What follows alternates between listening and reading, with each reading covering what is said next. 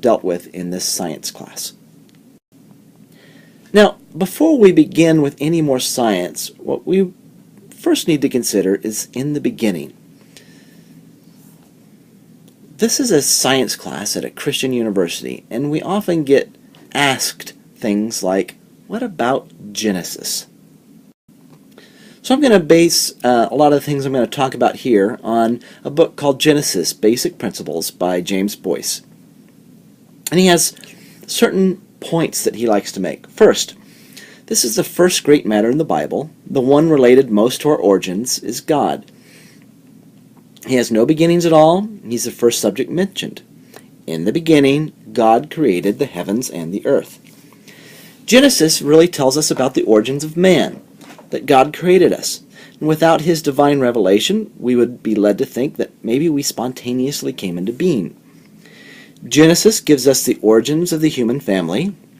Genesis tells us of the origins of evil and that mankind is a product of our own choices. Genesis tells us that we can do nothing, that God can do anything. The origins of our salvation are in Genesis, and man is justified by faith. Genesis shows us God's love and divine initiative. Adam, Eve, and Abraham didn't seek God, God sought them.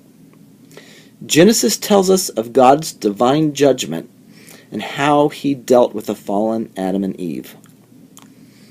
Genesis is not a scientific description of the details of how God created things. The importance of Genesis is the who of creation and how he deals with man, and not the how of creation. So let's look at the 5 popular views of creation. And as Boyce says, let's say at the beginning that the final answer to how the universe and all that it is in it came to being may not be attainable right now. The first view is atheistic evolution. There appears to be natural variations through mutations within species. And atheistic evolution talks about overpopulation. In most cases, more individuals are born to a species than can possibly survive. So there's this struggle for existence. In order to survive, individuals must compete for resources. It brings us to this idea of the survival of the fittest. In a competitive environment, only those individuals best fitted to survive do survive. There's an inheritance of favorable characteristics. Fit individuals pass on good characteristics to their descendants. And new species arise. By continual survival and reproduction, new species are produced and the process continues. Some of the evidence and problems of atheistic evolution. The fossil record shows variation of species, but it's not finely graded or continuous. There really hasn't been enough time for the species change that is given in atheistic evolution. Mutations do take place within a species, but there's no evidence that show that mutations have caused different species. The theory needs an old Earth and an old universe. The theory does not explain the origin of matter, only how things on the Earth have changed. There's something called the law of entropy. Law of entropy is a law of thermodynamics which basically states that things go from an ordered state to a disordered state. And so, going from, say, simple-celled organisms to, say, a human being, really goes against the law of entropy. And really, there's this emergency of life. Atoms becoming amino acids, and amino acids going to proteins, and proteins to cells, and things like the personality of man. Why we're so altruistic. The second theory is theistic evolution. This theory proposed by persons who say there is a God and he used evolution to create life on Earth. That God provided the energy and direction of the process of evolution. And Boyce says the first thing we should say is that at least is a possibility.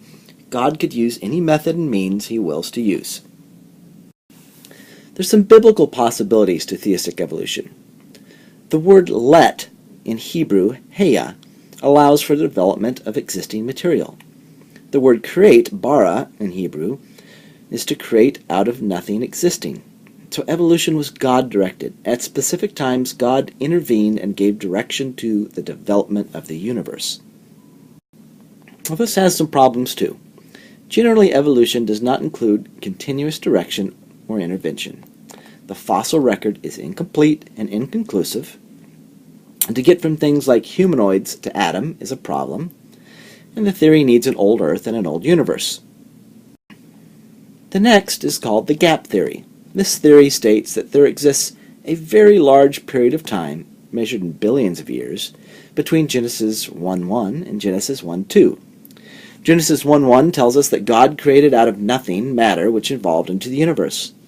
And Genesis 1:2 then begins to tell us how God entered back into creation to develop the earth and all living things.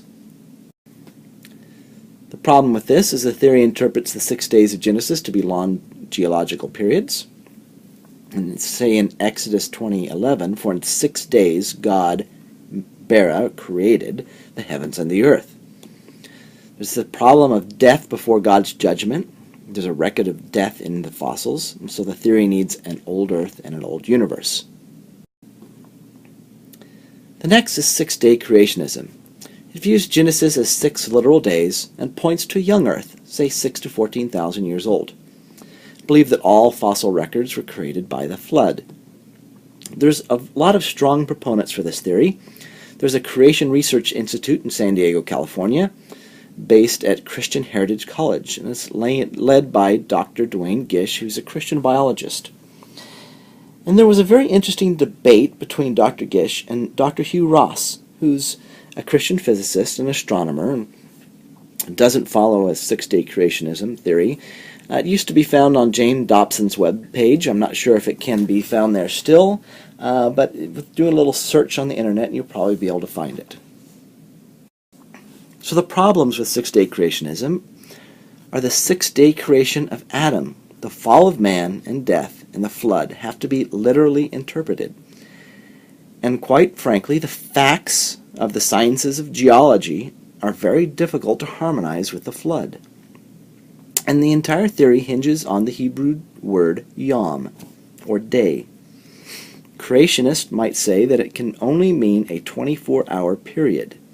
However, in other Old Testament passages, it's used to describe an age, not just a day. Fossils take a long period of time to form, much more than just thousands of years.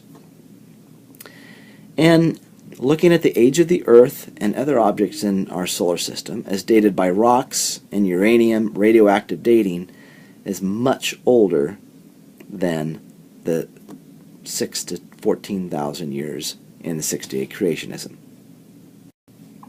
The last is progressive creationism, also known more recently as intelligent design. And this theory attempts to show how the theories of the origins of the universe, understood by science, match the revelations of Genesis. Although it's not a new theory, it's really gained recent renewal with this whole ID movement. The theory states that Genesis gives a clear description of who created all things and not of how God did it. And it seeks to understand new scientific discoveries in light of the revelation of Genesis.